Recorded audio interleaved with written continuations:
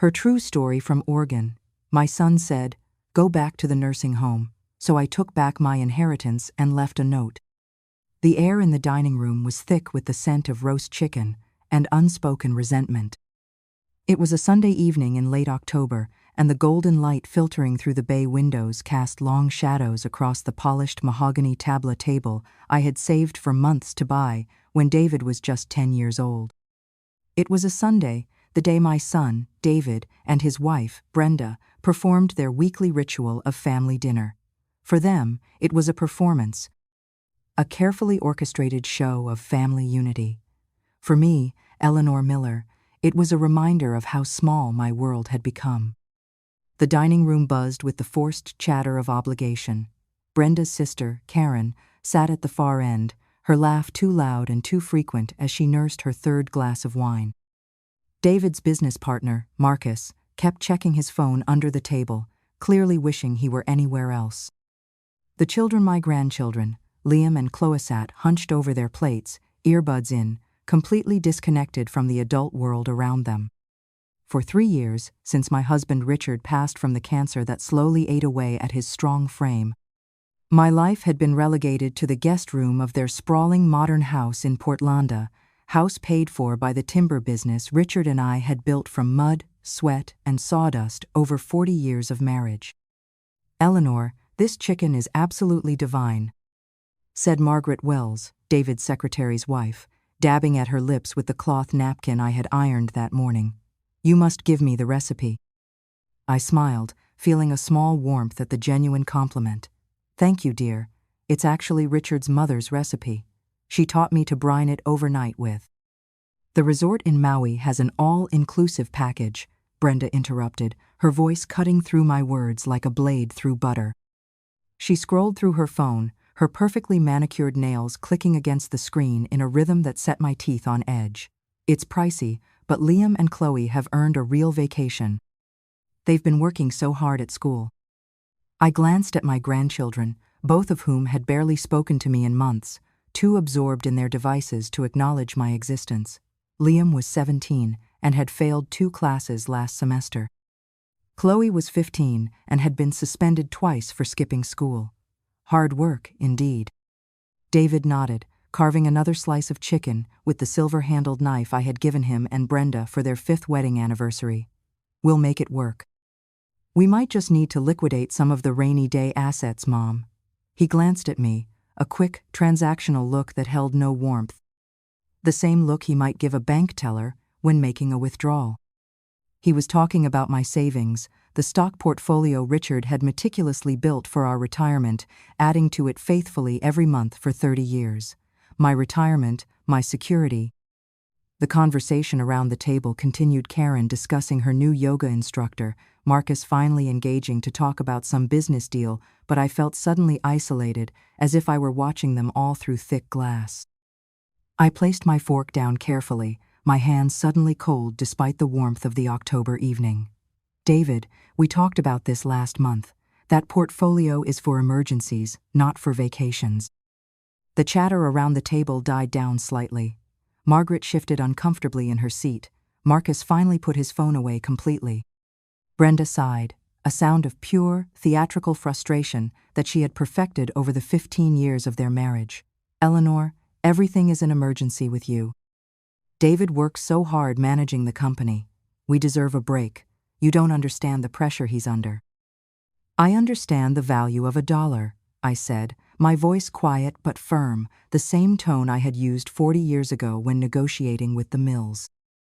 "Your father and I didn't build Miller Ridge Timber by taking lavish vacations every few months." Karen set down her wine glass a little too hard. Marcus cleared his throat and mumbled something about needing to check on his car. Even the children looked up from their phones, sensing the tension. That was when David's patience snapped. He slammed his knife and fork onto the table, the silver clattering against the expensive china that Brenda had insisted on buying last Christmas with company funds. The sound echoed through the suddenly silent room. "You know what, Mom? I am so tired of this. Tired of you judging every single thing we do, sitting there like some silent queen on a throne of how things used to be. It was easier when you were at Cedar Grove." Cedar Grove.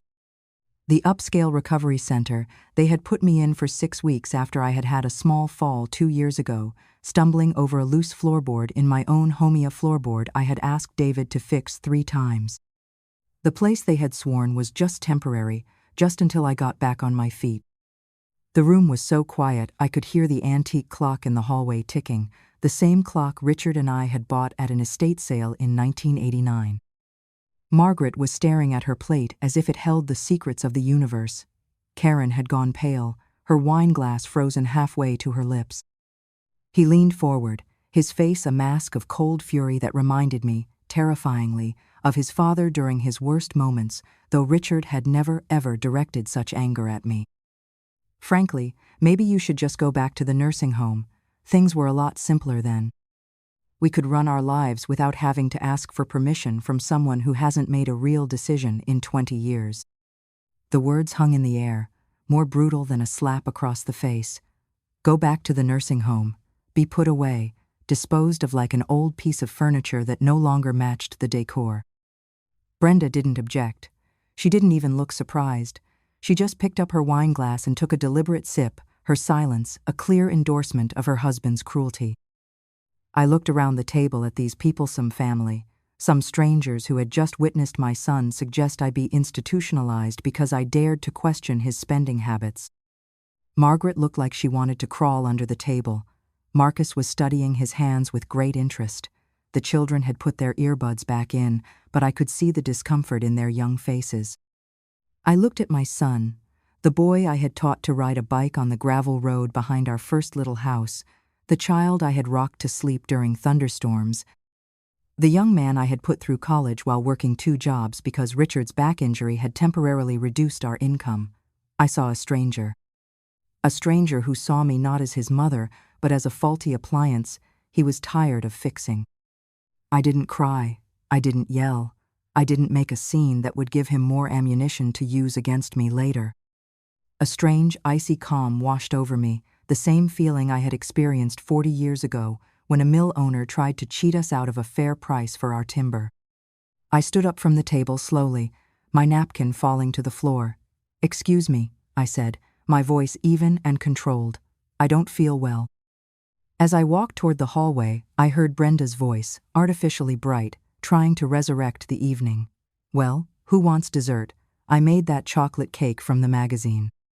The sound of their resumed conversation faded behind me as I climbed the stairs to what they called my room, the guest room where I had spent 3 years walking on eggshells, trying to make myself as small and unobtrusive as possible.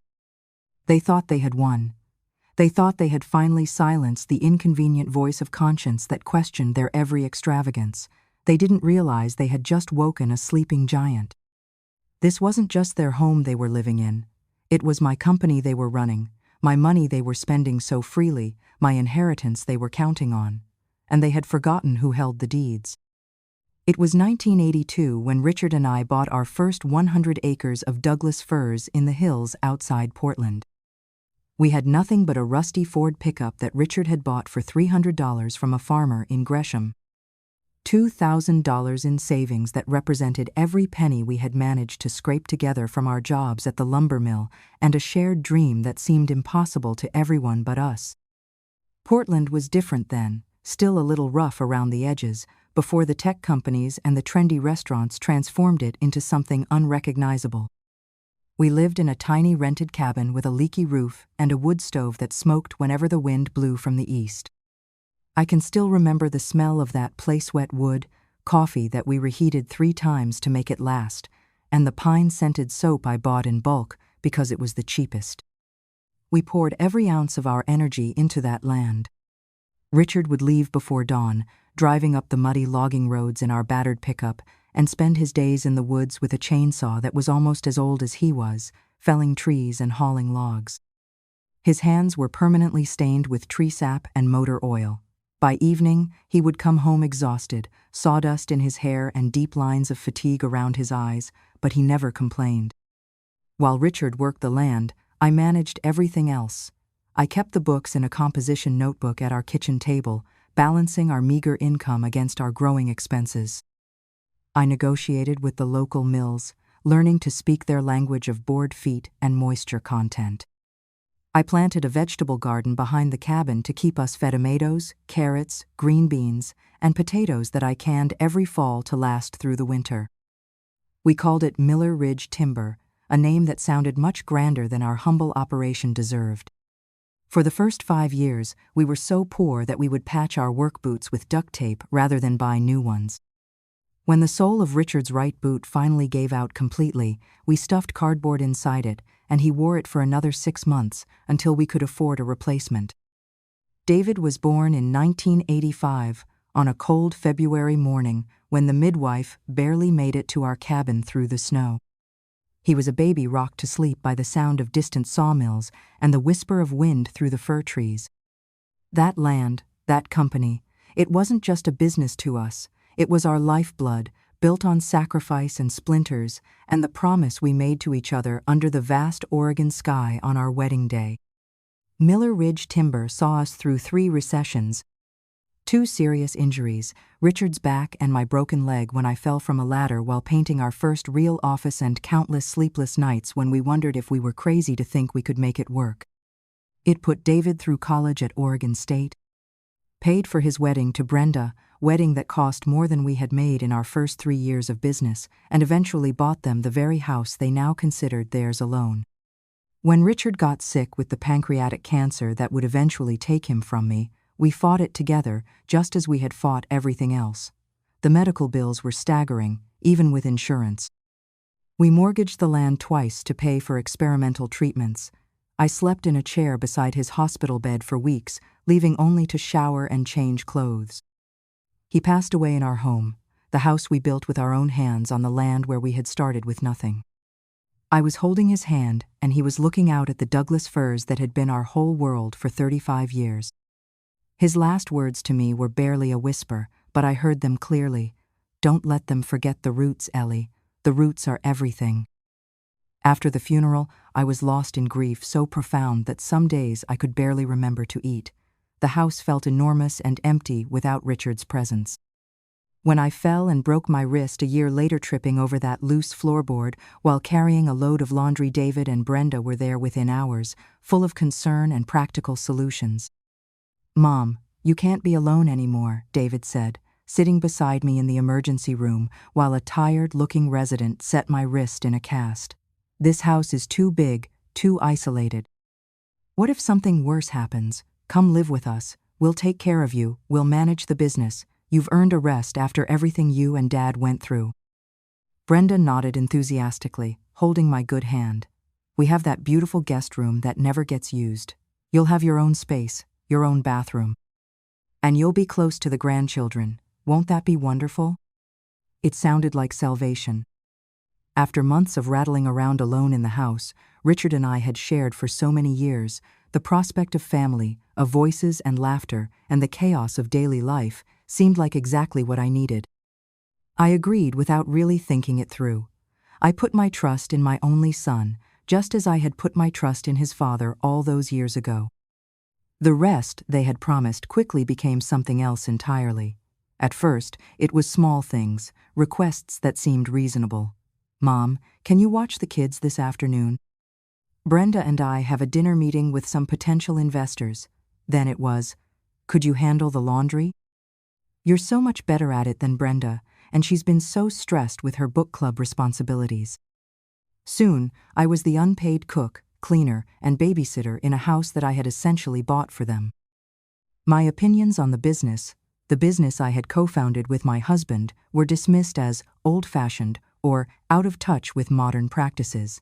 David started making executive decisions without consulting me, spending company money as if it were his personal allowance.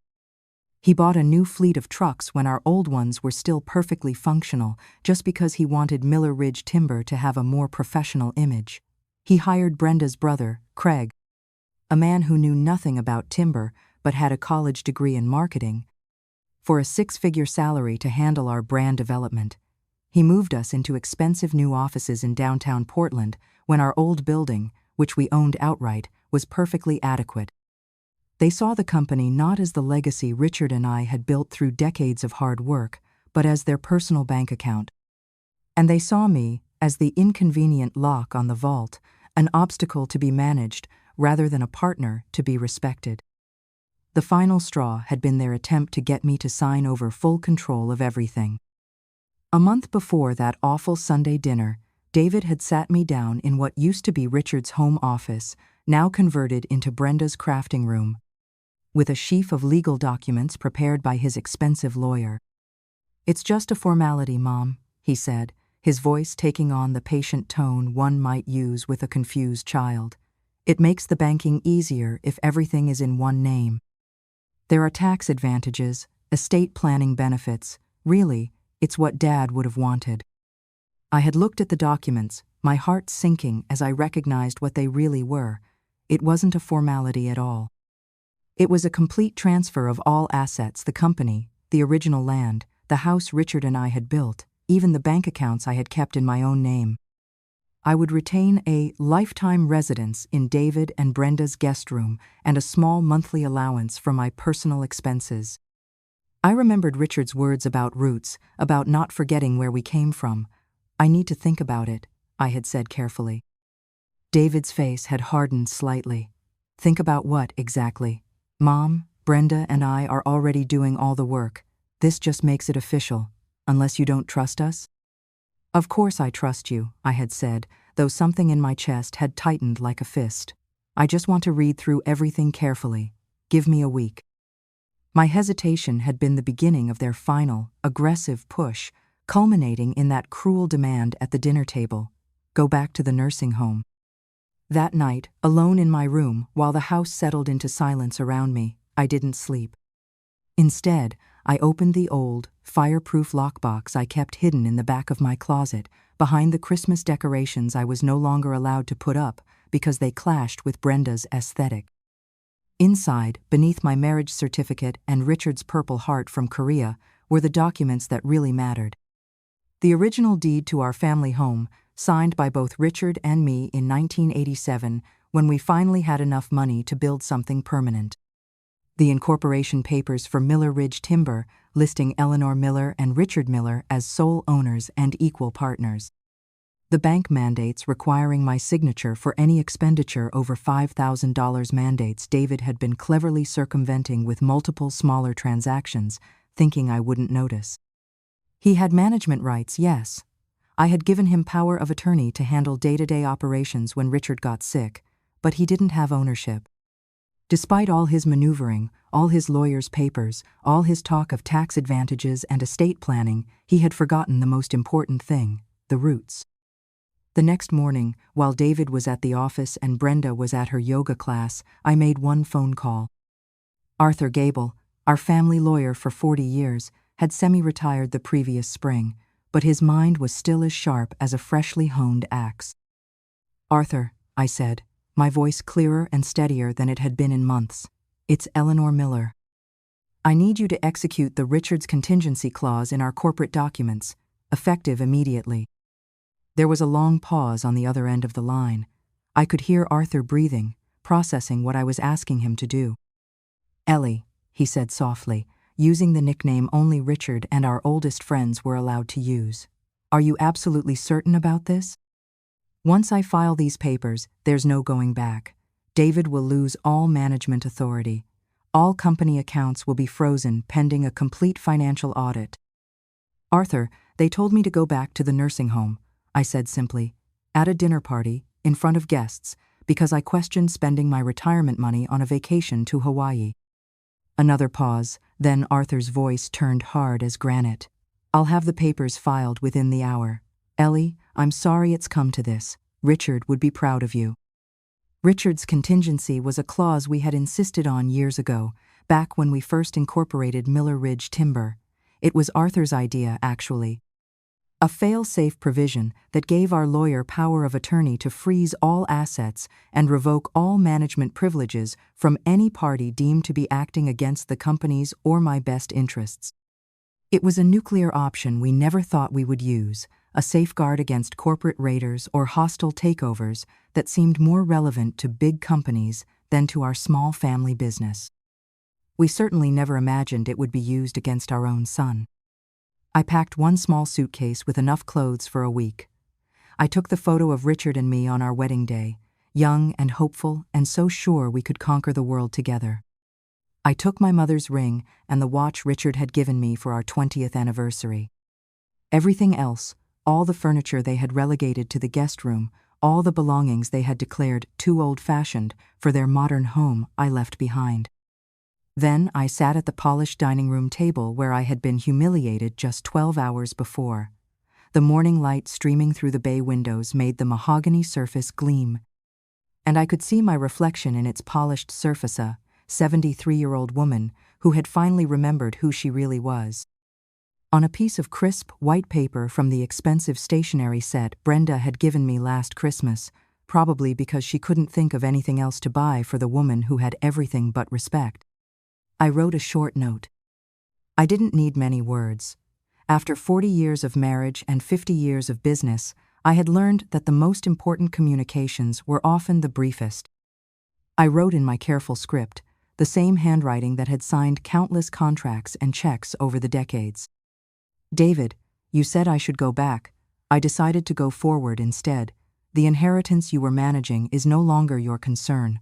Don't look for me, Eleanor. I left it propped against the salt shaker, the same spot where Brenda always left her grocery lists and reminders. Then I walked out the front door, called a taxi from the phone in my purse, and didn't look back. The first domino fell the next afternoon. David was at a BMW dealership in Beaverton, trying to trade in Brenda's 2-year-old luxury SUV for the latest model of vehicle that cost more than Richard and I had made in our first year of business. The salesman was explaining the financing options when David confidently handed over the company credit card for the down payment. "I'm sorry, sir," the young man said after running the card through his machine twice. "This card has been declined. Do you have another form of payment?" Annoyed, David tried his personal debit card, the one linked to their joint checking account where his substantial salary from Miller Ridge Timber was automatically deposited every 2 weeks. Declined. His face flushed with embarrassment as other customers began to stare. "There must be some mistake," he said loudly. "Run it again." The salesman, clearly uncomfortable, tried once more. Still declined. David called the bank from the dealership parking lot, his voice tight with irritation as he paced beside the SUV he had been so confident he could afford just minutes before. "This is David Miller," he snapped at the customer service representative. "There seems to be a mistake with my accounts. My cards are being declined, but I know there's money there." The voice on the other end was professionally calm, but implacable. "No mistake, Mr. Miller. A freeze was placed on all accounts associated with Miller Ridge Timber this morning at 9:15 a.m. by order of the primary owner, Eleanor Miller. All automatic transfers, including salary payments, have been suspended pending completion of a full financial audit." David's blood ran cold. The parking lot seemed to tilt around him. "What do you mean, primary owner? I'm the president of the company. I run everything." "According to our records, sir, you are listed as an authorized manager with power of attorney, but Mrs. Eleanor Miller remains the sole owner of Miller Ridge Timber and all associated accounts." The freeze order came directly from her legal representative, Arthur Gable. David's hands were shaking as he ended the call. He immediately dialed my number, his fingers fumbling with the buttons. It went straight to voicemail, the generic message I had never bothered to personalize. He called again. Voicemail. Again. Voicemail. He left Brenda at the dealership to figure out how to get home without a new car and raced to the Miller Ridge Timber offices in his current vehicle, weaving through traffic like a man possessed. The company occupied a modern building in an industrial park, nothing like the humble shed where Richard and I had started, but impressive enough to satisfy David's need for status. Frank Morrison, our foreman for 30 years and one of the few employees who remembered the early days, met David at the security gate. Frank was a weathered man in his 60s, someone who had worked alongside Richard in the forests and had taught David how to tell good timber from bad when David was still in high school. "Sorry, David," Frank said, his weathered face full of genuine pity. "I got a call from Arthur Gable about an hour ago. You're not authorized on the premises anymore. Your access codes have been deactivated, and I'm supposed to collect your company keys and credit cards." David stared at the man who had been like an uncle to him. "Frank, what the hell is going on? This is insane. Where's my mother?" Frank shrugged, clearly uncomfortable with the situation. "Don't know, son. Arthur just said there's been a change in management, effective immediately. All I know is I'm supposed to report directly to him until further notice."